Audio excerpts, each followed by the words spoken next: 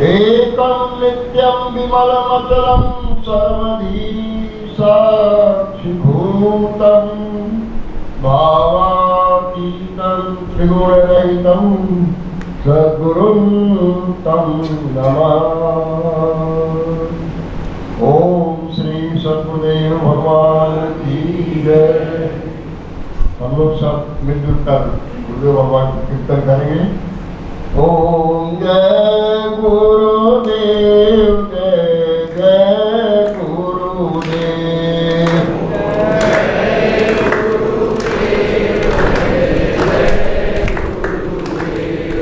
ओम जय गुरुदेव जय जय गुरुदेव।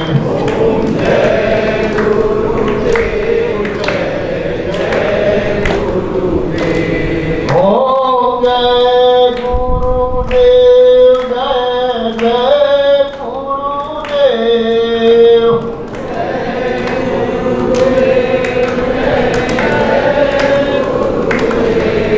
ओम जय गुरुदेव जय जय गुरुदेव।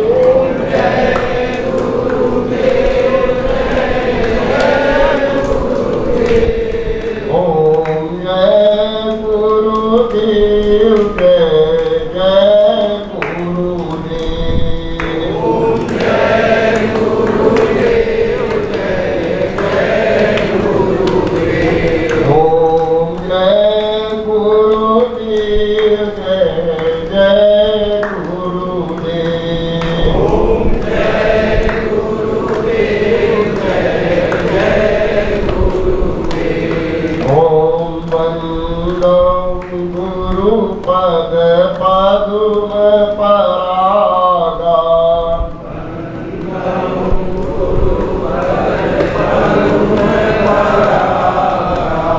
सुरुचि सुवास सरस अनुरागा।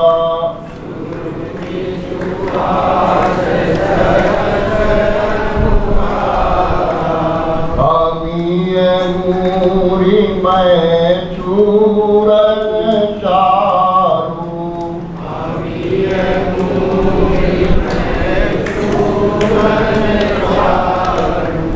समन सकल भवरुज परिवारू।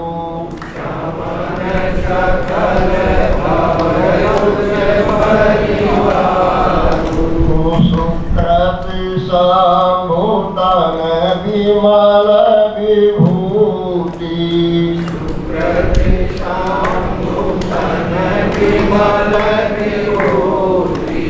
मंजुल मंगल मोद प्रसूति।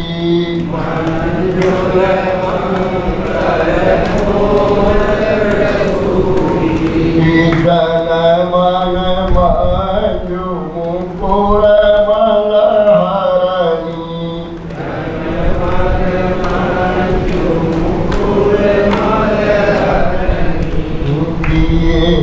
तिलक गुण गण बस करनी।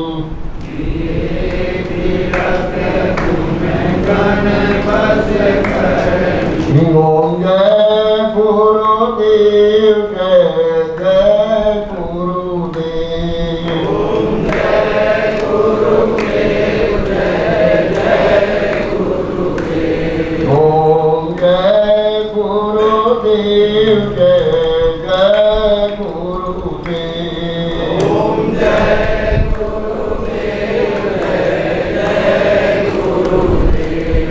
ओम जय गुरुदेव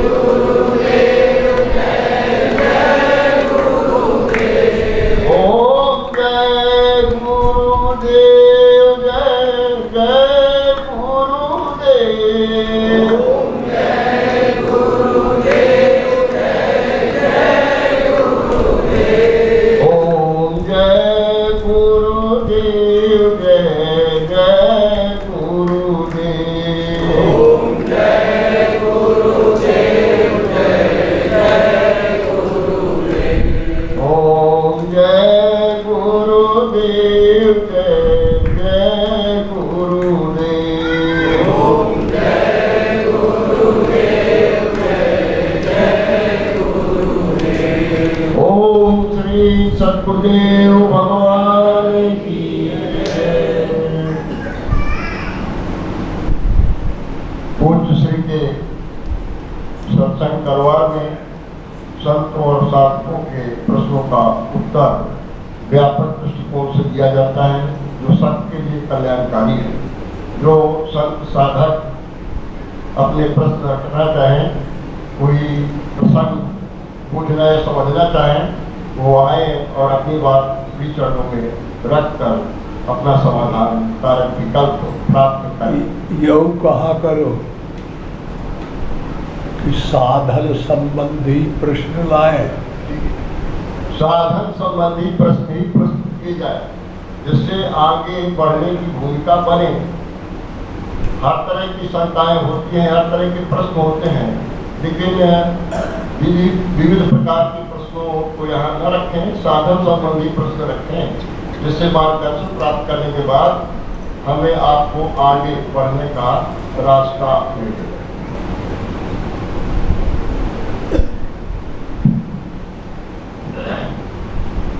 ओम श्री सतदेव भगवान की जय। स्वामी जी,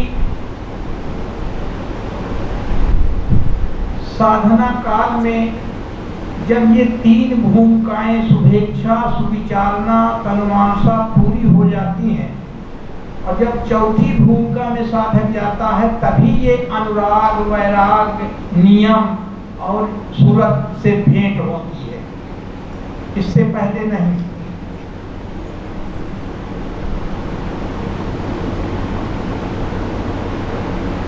भेंट तो होती रहती है बीच बीच में, पहले भी, बीच में भी, आगे भी।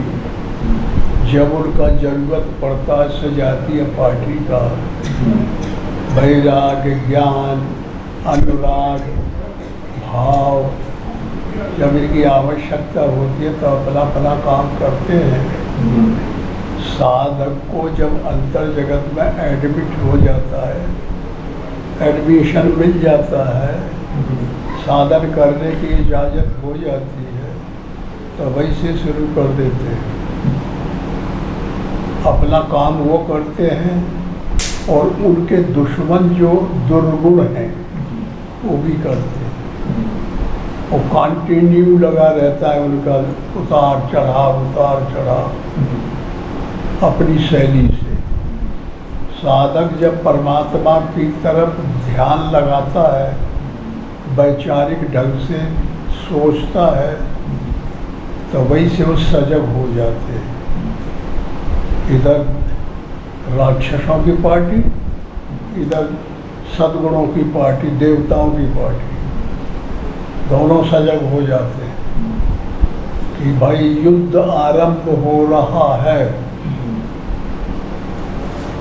साधना आरंभ हो रही है, शुरू हो रही है। युद्ध और साधना में कोई अंतर नहीं है।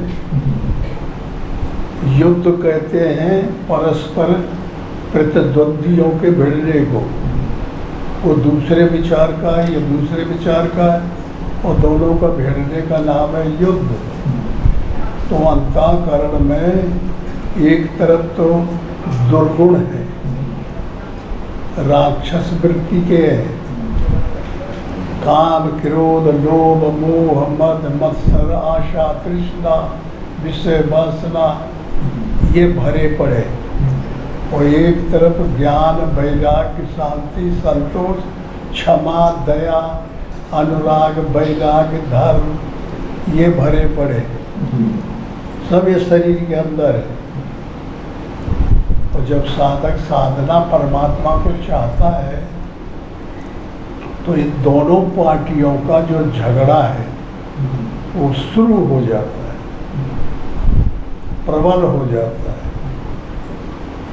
या एंड टाइम आ गया, अब जे का कब्जा हो जाएगा, वो का हो जाएगा।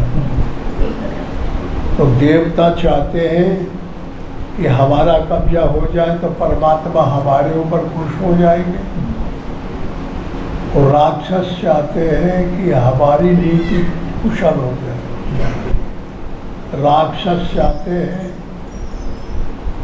कि यह शरीर रूपी कहते हैं ना, धर्म क्षेत्र कुरुक्षेत्र, ये धर्म है, ये धारण किया गया है मानव, आत्मा ने शरीर को धारण किया है, इसलिए धर्म है।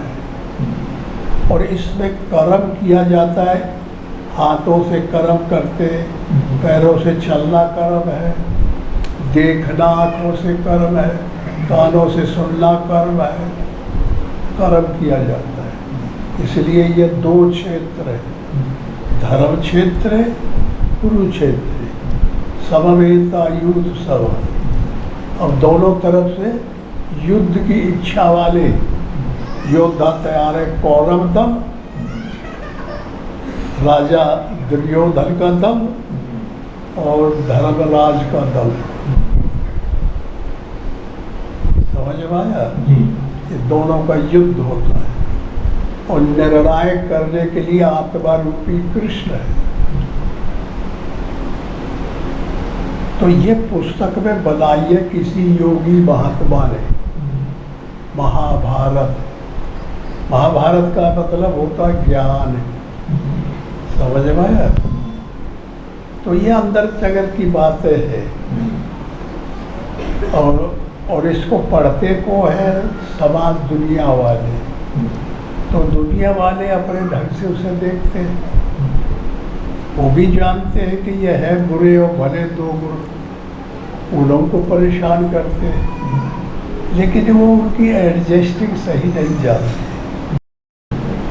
एडजस्टिंग वो जानेगा जो अध्यात्म क्षेत्र वाला साधक होगा, जो साधना करने वाला साधक होगा, उसको वो मिलते जुलते रहते हैं, उसको प्रतीत होते हैं उनके, समझ में आया? और जब उनको ह्रास होता है, कभी कभी क्या करते हैं कि राम और रावण युद्ध चालू है, तो बाहर गोस्वामी जी ने इसका चित्रण किया है। क्या किया है? भगवान राम अयोध्या में पैदा हुए, रावण लंका में पैदा हुआ, लेकिन दोनों को जोड़ गांठ दिया, लड़ाई झगड़ा किया। राम अयोध्या छोड़ के वहाँ पहुँच गए और कुछ छोटा सा वो चला, वो के पास में राक्षसों की पलटन थी, दुर्गणों की पलटन थी,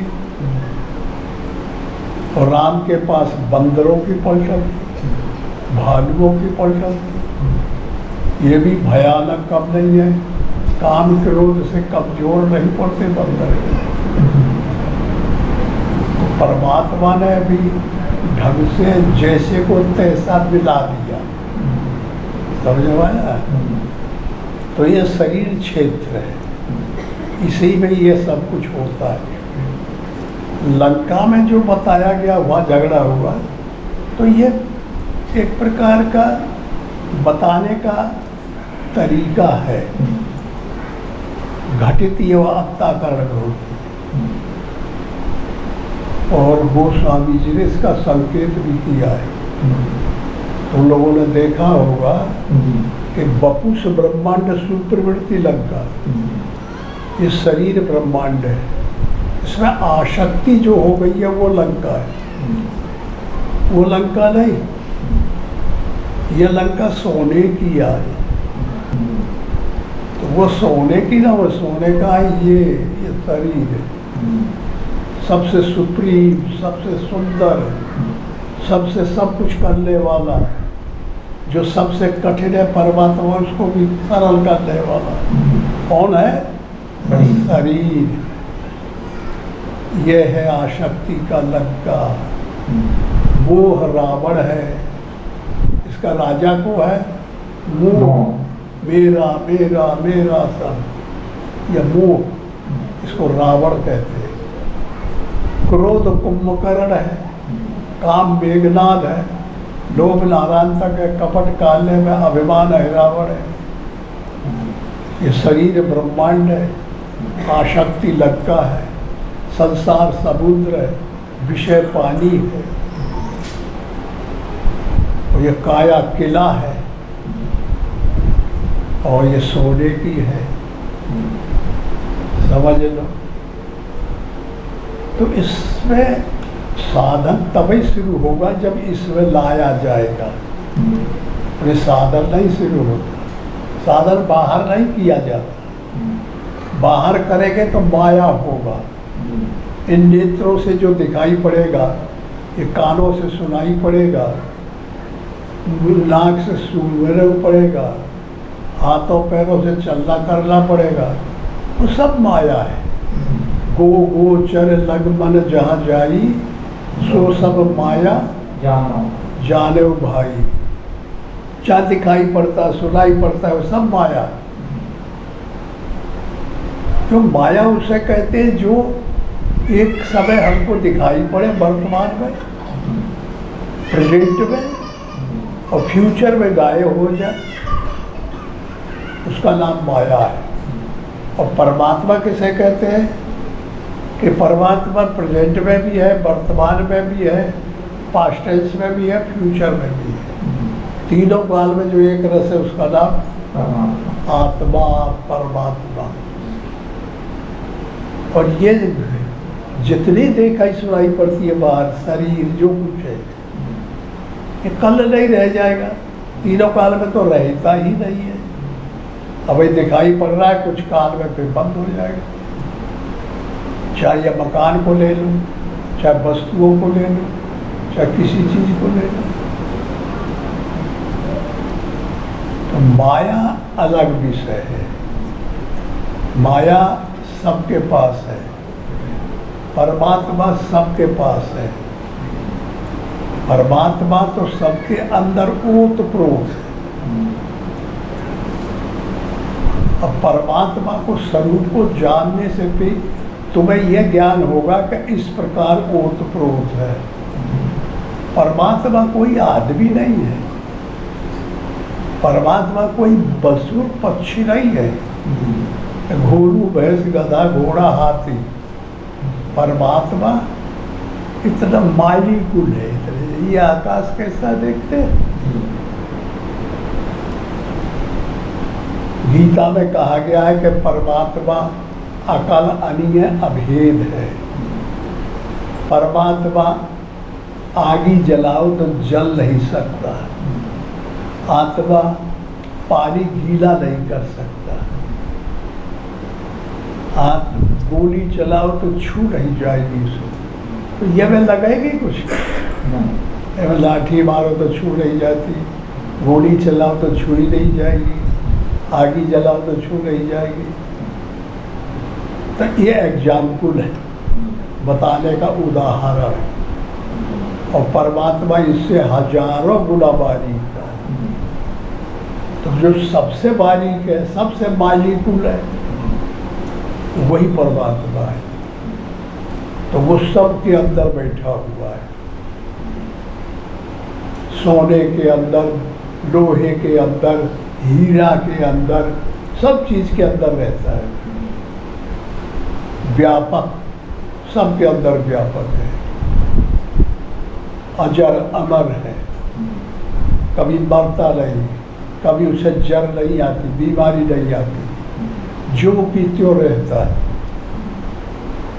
तो किसी मेहनत से इस मरना धर्म संसार से आदमी निकल के अध्यात्म रास्ता अपना ले और साधन करके नहीं ऐसा बन जाए, ऐसा तभी वो बच पाएगा। शरीरधारी होगा तब तक नहीं ठीक। तो कैसे बनेगा? शरीर में आसक्ति रहती है। इस आसक्ति लंका को ज्ञान रूपी हनुमान, वैराग्य रूपी हनुमान जला दे।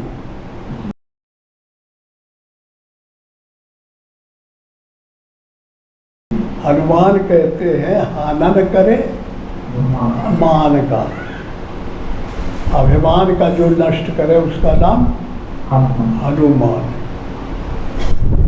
तो देखिए हनुमान गए और वहाँ जाकर लंका को जला दिया। तो जब हमारे अंदर वैराग आ जाएगा तो फिर खाना छूट जाएगा, फिर सब भगवान के रूप में बनना पड़ेगा। जानते जब बैरागी होते तो जंगल में बैठे पड़े खाते रहते, पत्ता खाते हैं, फल खाते, तो शरीर जर्जर हो जाता है कि नहीं जी। उसी को जलना कहते हैं। और वहीं पर जो है इसी के अंदर शक्ति रूपी सीता छुपी हुई है। कहाँ रहती है? अशोक, जब तीनों काल में शोक नहीं है उस जगह निवास है शक्ति का। तो ये मोह रूपी रावण चाहता है कि राम का खत्म करके हम ही राजा बन जाए। इसका ध्येय है कैसे वो पद हमको मिले।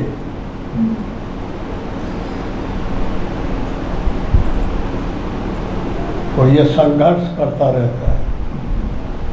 राम आते हैं तो झट इसको मार डालते हैं, तो कंस के रूप में फिर पैदा हो जाता है, फिर संघर्ष करता है।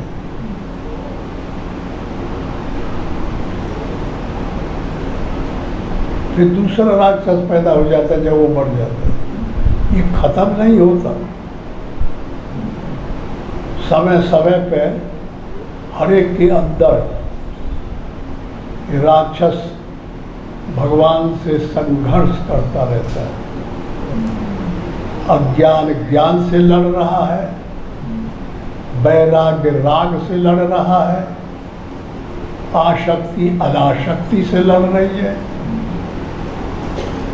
बुराई अच्छाई से लड़ रही है, मरण पैदाइश से लड़ रहा है, रात दिन से लड़ रही है।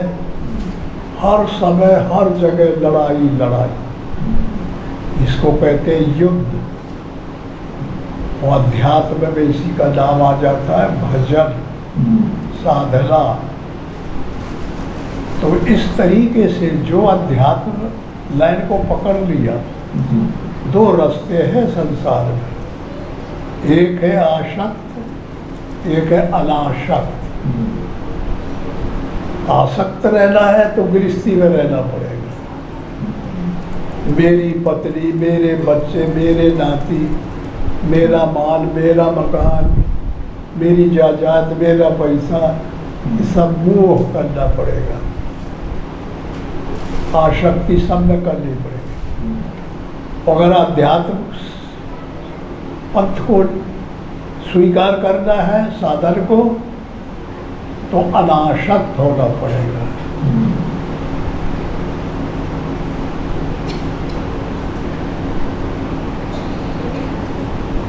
माता का त्याग करना पड़ेगा,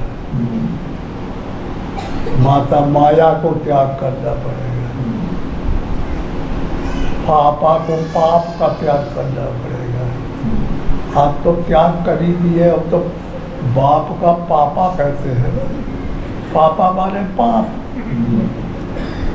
तो सब लोग बताने में तो करने लगे, अब करने जब लगे तब ठीक हो जाए।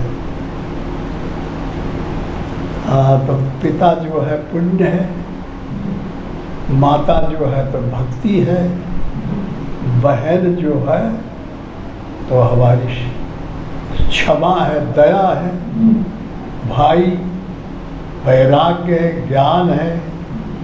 इस प्रकार परिवार को बदलने चाहिए।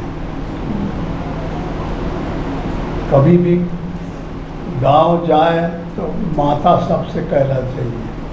कभी माताएं यहाँ आए तो जो बड़ी है उनको हर साधु महात्मा को अंदर से वो जाने न पावे उसको प्रणाम कर लिया करो और समझो कि हमारी माता है। और जवान अपने बराबर की हो तो उनको बहन समझ के प्रणाम करें, और जब छोटी बच्ची हो तो अपनी लड़की समझ के प्रणाम करें। समझ में आया? ऐसे ही जवान सब अपने को छोटा बनाना है।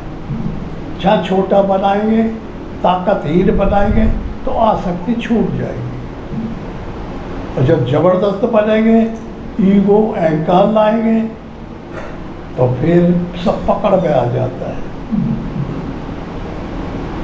और जब हम कुछ नहीं है, आप ही सब कुछ है, आप ही सब कुछ है, सब कुछ है, हम सबसे छोटे हैं, तो फिर ढीली हो जाती है पकड़, लूज हो जाती है, तो आसक्ति छूट जाती है। और आसक्ति जब छूट जाएगी तब फिर ये आसक्ति ही लंका है, एक अकेला डह जाएगा और इसमें रहने वाले राक्षस मारे जाएंगे। और फिर विभीषण जीव जीवात्मा, इसका राज हो जाएगा। जब राक्षस मर गए तो किसका राज होगा? आत्मा का। आत्मा तो मरता नहीं, अजर अमर है, उसका राज हो जाएगा हमेशा के लिए।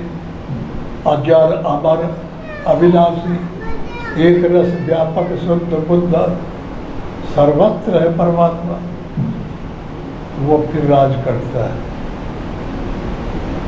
तो इस तरीके से तुम्हारा जो प्रश्न था वो अनेक भांति पैदा करता है। ये अध्यात्म साधक जब साधना में रत होता है, लगता है, तो एक चीज को पकड़ ले वो तो सब आ जाएगा। परमात्मा से प्रेम करे लगे, परमात्मा का फोटो ले ले, ईश्वर का फोटो ले ले, गुरु का फोटो ले ले और उसमें आस्था बनाए, वो हमारा इष्ट है, हमारे अनिष्टों को नष्ट करे, उसका नाम इष्ट है।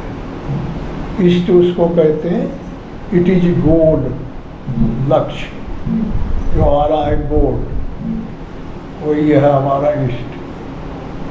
और उसको हम पकड़ के उसमें हो जाए, हम खत्म हो जाए, वही भर रह जाए।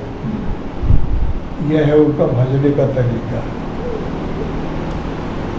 तो जब इष्ट को पकड़ लेंगे तो बस उसमें दारो मदार हो, जो भी तुम्हारी करतूती है, सजातीय क्षेत्र में, विद्या क्षेत्र में, वो सब हुआ पुण्य बन के जमा होता जाएगा। और जो आदमी ये साधना नहीं करता, तो जो कुछ वो करता है वो पाप में जमा होता है, क्योंकि कर्तव्य से पाप बनता है, पाप हमको बांध डालता है, और जो कर्म करते वो भोगवाता है। और निष्काम जब हो जाएंगे हम अनासक्त हो गए, तो आसक्ति खत्म होती है। आसक्ति जब खत्म होती है तो हमारा जो है किसी चीज़ की जरूरत नहीं रह जाती। जो कुछ करते हैं कर्म, उस पे जो बदले फल मिलता है वो हम चाहते नहीं। अगर फल ले लेंगे जो करते हैं तो हमको कर्म बांध डालेगा, समझ रहे? कर्म से अगर छुड़ाना है तो जो हम करते उसके बदले हम लेना कुछ। निष्काम कर्म योग करे, हम भाई कुछ चाहते नहीं। जैसे हम बताते हैं कभी कभी कि लोग कुछ झाड़ू लगाते हैं या कुछ भोजन बनाते हैं और है महात्मा सब, तो इनको चाहिए कि जो हमने काम किया उसके बदले ये बन के अंदर ना आ जाए कि हमको कुछ डिमांड मिले। अगर मांग कर दिया, भजन किया और उसके बदले मांग लिया, तो वो बना गया, उसे फंस गया, फिर वहाँ से निकल नहीं सकता।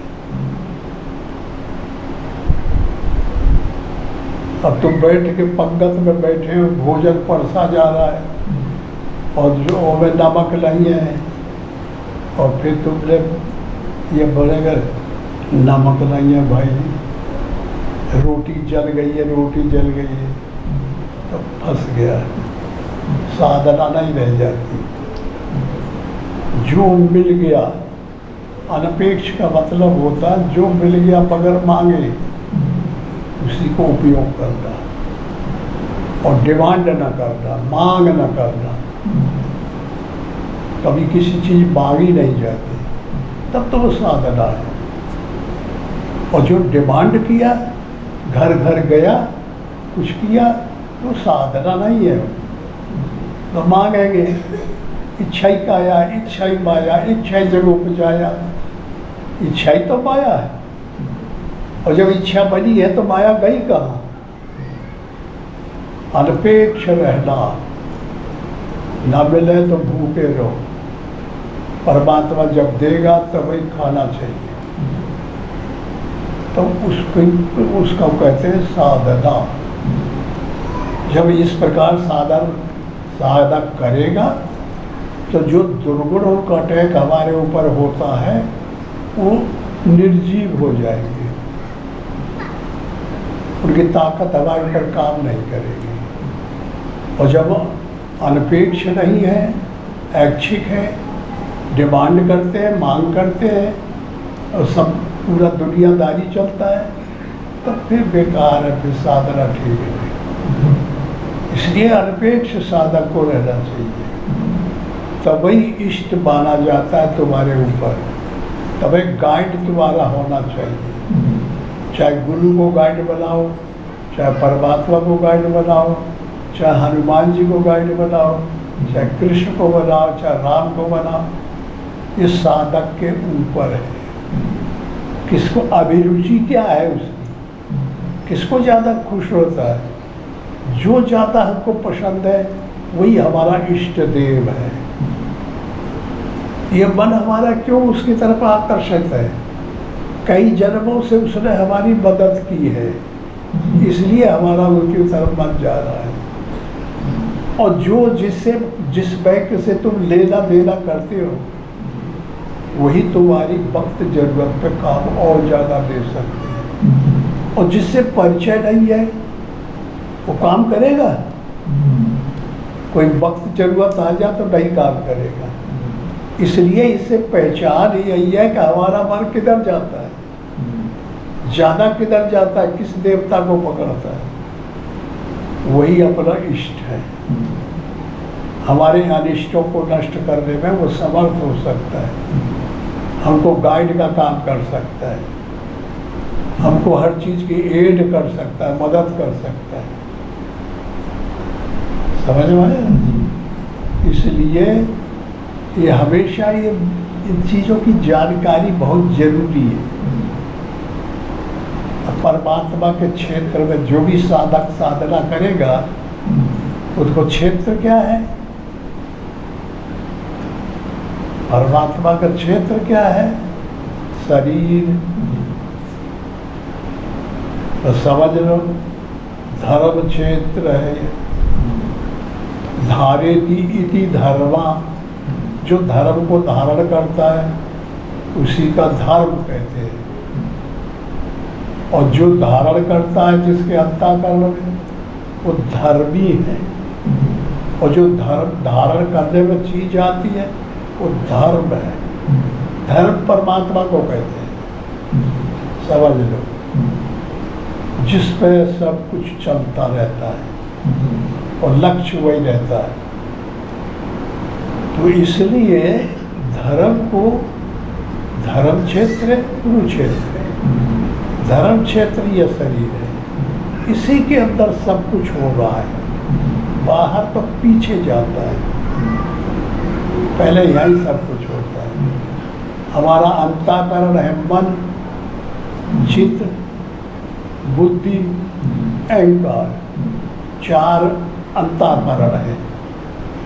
साधन चतुष्टय इसी को कहते हैं। मन का काम है संकल्प विकल्प करना, चित्त का काम है चिंतन करना, बुद्धि का काम है निश्चय करना, अहंकार काम है ठोक लगाना। चारों अंतःकरण है। अगर ये मंत्रिमंडल सजग है और लक्ष्य को पकड़ लिया है और उसी के काम में लग जाए और वही उपदेश दे, पैर भाई उधर ही चलो, हाथ उधर ही काम करो, मन उधर ही जाओ, बुद्धि उसी को निश्चय करे, आँख उसी को देखे, चारों तरफ से विषयों से हटा के और परमात्मा में जब इंद्री लग जाएगी तब उसका नाम दशरथ हो जाएगा। दसों इंद्री अपने अपने अर्थों में लग गई तो 10 रथ, और 10 इंद्रियां विषय में लग गई। हाथ पकड़ने में जा रहे, पैर बुराई में जा रहे, आँख बुरी चीज देख रही है, मन विषय का संकल्प कर रहा है, 10 इंद्रियां विषय में चली गई तो दशानंद हो जाएगा। दशानंद किसको कहते हैं? रावण। तो उनकी जीत हो जाएगी। और रावण को राजा बनाना है कि राम को राजा बनाना है, ये अब साधक के ऊपर की चीज है। और परमात्मा जब विजय हो जाएगी तो रावण कुटुंब सहित खत्म हो जाता है उसके क्षेत्र में, धर्म क्षेत्र में, समझे? सबके यहाँ नहीं, केवल उसके यहाँ।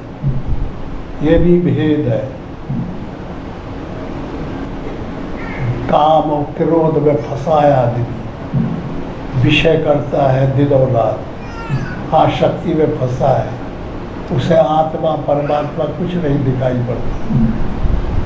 तो वो काम रूपी मेघनाद और ज्ञान रूपी राम और विवेक रूपी लक्ष्मण को नागपाश में बांध देता है।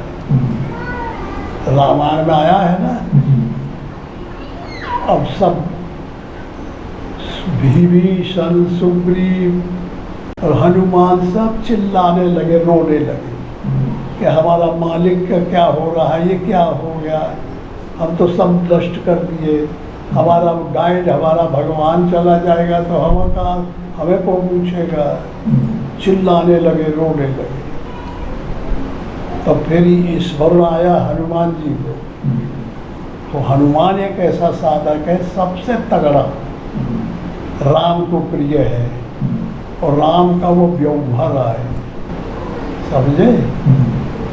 तो हनुमान भागा तो स्वर्ग पहुंचा और वहां से गरुड़ को ले आया पकड़ के जबरदस्ती, और गरुड़ को है जो सर्प को खा डालता है, आके लगे काट काट काट कर बंदर काट दिए। राम उठ के बैठ गए, लक्ष्मण बैठ गए, गजब हो गया ना। हाँ, तो किसी के यहाँ ये घटना हो रही है, समझ रहे? किसी के यहाँ वो घटना हो रही है, इसलिए राम में दोष नहीं लगता। कहते लगते अरे राम हो करके ये तो सर्प मार डाले, मेघनाद साहब दुष्ट राक्षस मार डाला, ये कैसे राम आए? शंका आती है ना। इस पर गरुड़ सशंकित हो गया है, क्योंकि उन्हीं का सवारी गरुड़ भगवान की, और उन्हीं को बचाया।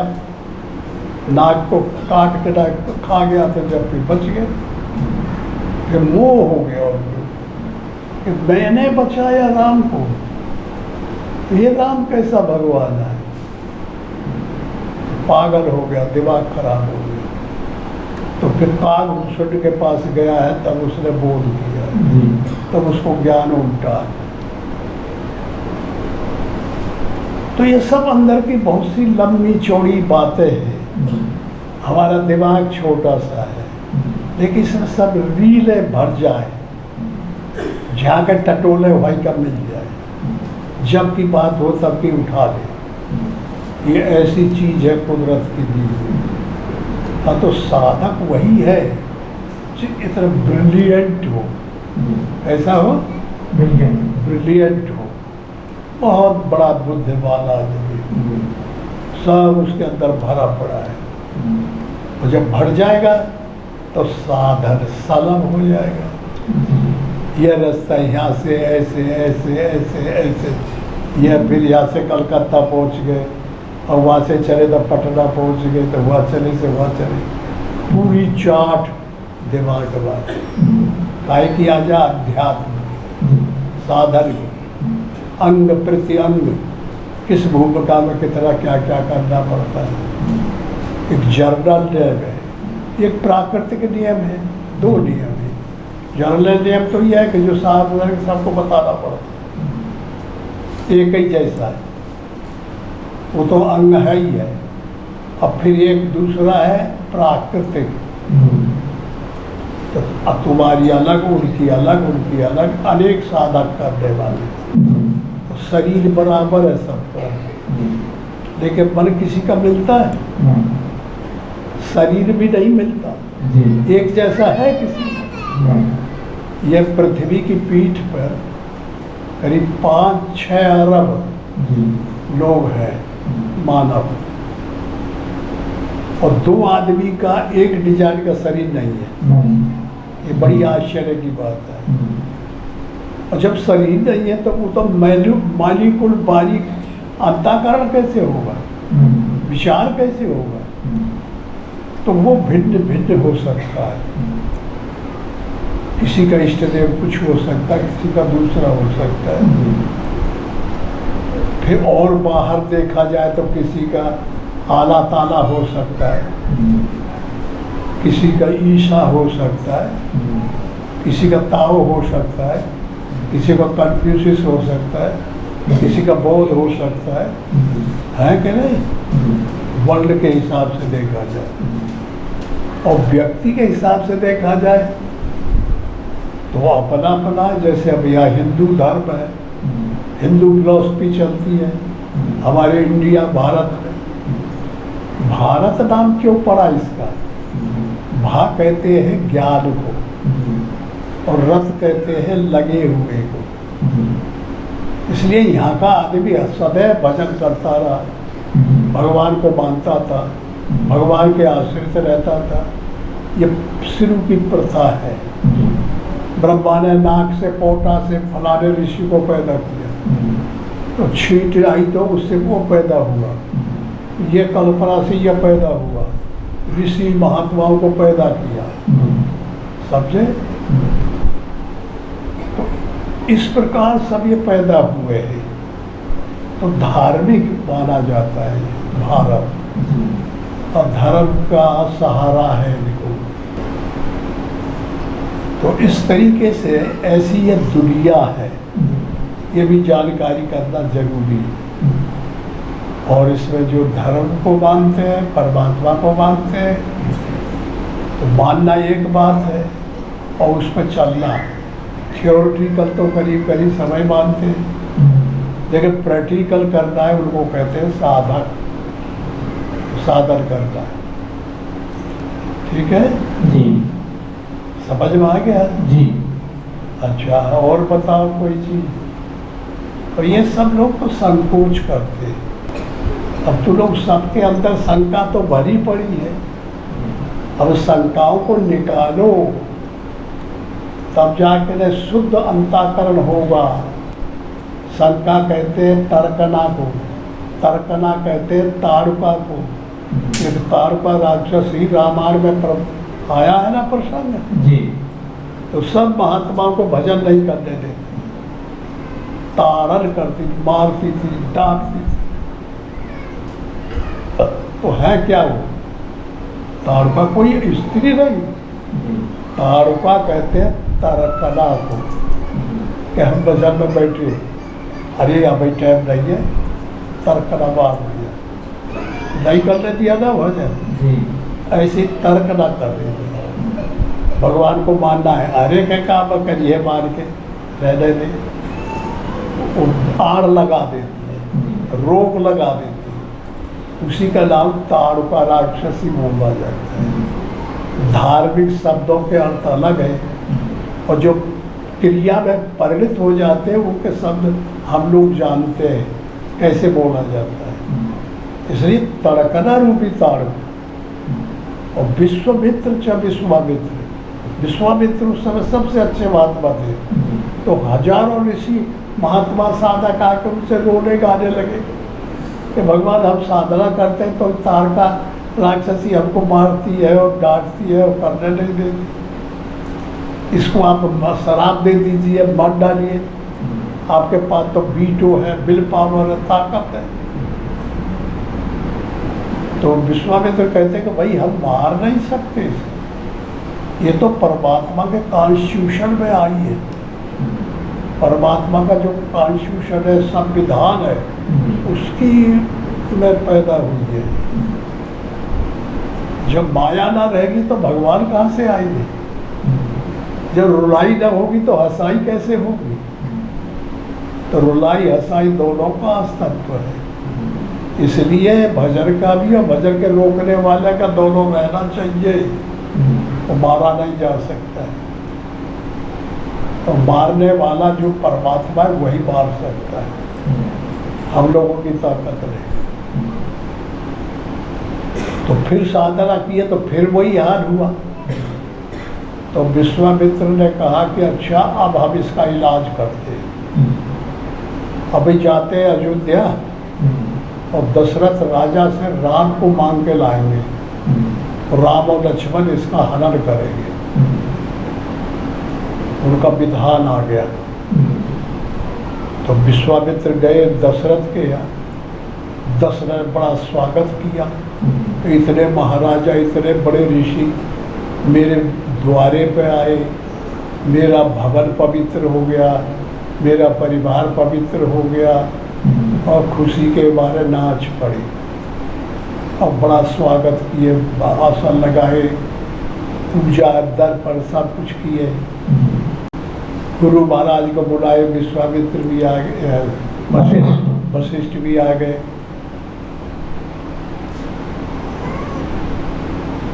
तो फिर दशरथ पूजा करने के बाद में बोला, महाराज आप किस हेतु से पधारे हैं, उस हेतु को बताइए, मैं उसको पूरा करूं।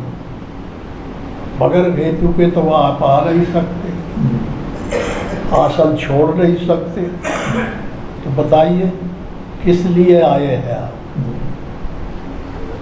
तो कह महाराज दशरथ आप बहुत योग्य हैं और बहुत अच्छे हैं, और अब मैंने समझ लिया कि मेरा हेतु पास हो जाएगा। तो कह बताइए, मैं परिवार, बच्चे, संपत्ति, राज सब सौंपता हूँ मैं आपके चरण में, और मैं वही काम करने की तैयार हूँ, आज्ञा दीजिए। वाह, बहुत बढ़िया भाई। विश्वामित्र से तो ऐसे कह करके वो कहे, बोले मैं राम और लक्ष्मण को लेने आया हूँ। तब दशरथ तो एकदम कह, मैं महाराज राम लक्ष्मण को तो नहीं दे सकते। तो विश्वामित्र उठा के अब डंडा और तेरी जितनी रेस्टेट है उल्टी डाल देंगे। अब भाई क्या कहता था कि मैं और मेरे बच्चे और परिवार और संपत्ति सब तुम्हारे चरण में, और हमने मांग कर दी तो तुम अपन रूठ गए। तो कहे वशिष्ठ जी आप समझाइए इसको, कैसा चेला है ये तुम्हारा? तो वशिष्ठ जी ने कहा कि दशरथ राम और लक्ष्मण को दे दो, ये गुरु सतगुरु आए, मैं गुरु हूँ कुल गुरु, और ये सतगुरु आए, ये राम का पूरा ट्रांसफॉर्म कर देगी, सजा के देंगे तुम्हारे यहाँ, तुम्हें खुशी का अंत नहीं रह जाएगा। तो फिर उनके कहने से दे दिए। तो राम और लक्ष्मण को ले जाके जब पहुँचे आश्रम, तो इतने में ताड़पा आई है उधर। तो कहा मारो इसको। क्या भगवान मेरे पिता ने आज्ञा दी है कि आज से तुम्हारे पिता माता गुरु जो है वो बस विश्वामित्र है, आपका कहना मैं करूँगा। मार के बाण मारा तो गिरा दिया, ताड़पा मारी गई। ताड़पा के दो लड़के थे, मारीच और सुबाहु। ये स्वभाव नहीं जाता किसी का, स्वभाव किसी का जो पड़ गया वो मराया मरता है, और यह मन मारीच ये उसी के पुत्र है दोनों। तो इनको कैसे मारा जाए? तो फिर बस राम और लक्ष्मण मारे, ज्ञान मारेगा, जब ज्ञान की वृद्धि होगी यही मारेगा। वैराग हनुमान मारेगा, अनुराग लक्ष्मण मारेगा, विवेक लक्ष्मण मारेगा, अनुराग अंगद मारेगा, साधन मारेंगे। तो समझ लो ये साधना काल में जो हम बता रहे हैं, इन सब परिस्थितियों से भिड़ते हुए निकलना है। जी ये आते जाएंगे सब चीज। तो समझ साधक को आनी चाहिए, दिल दिमाग में भर लेना चाहिए कौन चीज किस समय काम करती है। जब काम करती है तो उसे नट बोल्ट कर देना चाहिए। अब हम एक आदमी से नहीं बता रहे कि तुम्हारा क्वेश्चन है, तो दादा भाई से बता रहे हैं। अब जितने सुन रहे हैं सबसे बता रहे हैं। जिनके पास जो मतलब की बात हो, कस के और नट बोल्ट कर दो भाई, काम देगी। कीमती चीजें हैं, समझ में आया? जी हर साधक के। अच्छा हाँ। ओम श्री सद्गुरुदेव